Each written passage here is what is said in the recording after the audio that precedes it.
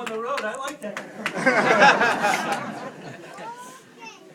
Well, I just wanted to be here today for a couple of reasons. I've been working out with Centro Presente for, I don't know, 20 years? How old is Centro Presente? 30. I've been working with about 25 years. And not the whole time. And I will tell you that I've never had a bad experience with the people in Centro Presente, and today's another example of that. Thank you for doing this, and thank you for being such a great organization. I also want to go over, obviously, because the issue is so important. I have no idea whether Congress will take this up this year. Don't know. I know we seemed to have an opportunity a few years ago when even George Bush was saying the right things. I don't know whether that opportunity is around again this year or not.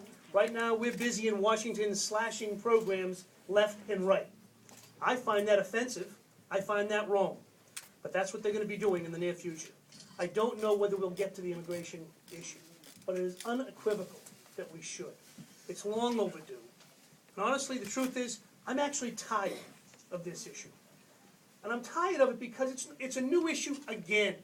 But it's long history in this country of always looking at the new wave of immigrants as somehow people who are bad, somehow people who don't deserve rights. It's just, you'd think that we would have learned something from our history, and we haven't.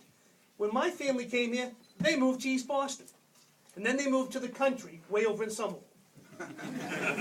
Those are for the people who know what I'm talking about. And I'll tell you that people like me were raised very simply to make sure, to the best of our ability, that the people that come after us are not treated the way we were treated. And I'd like to think that everybody learns that lesson in their life, but obviously they don't. They forget it, or somehow they think that they were different, they were unique. I want to be real clear.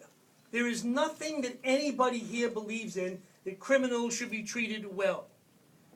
But hard-working people who are just trying to make ends meet and trying to do what my ancestors did, which is to improve their lives for their babies, to make their lives a little bit better, to participate in this country, is something that is just so right.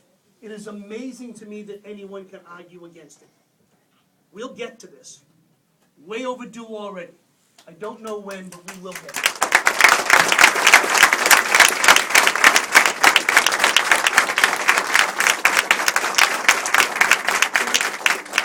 I wanted to come over for another reason, because today you have one of my better friends in Congress here today.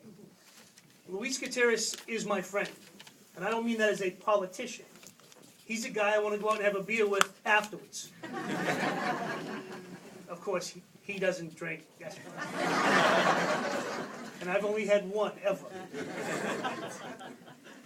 He's a good man. He's a passionate man. He's a man who doesn't have to be in Congress. He's there because he believes in the issues he talks about and fights for. I can't tell you how we actually hang around. If you take a look at, you'll see where we kind of hang around right in the middle, right near the well.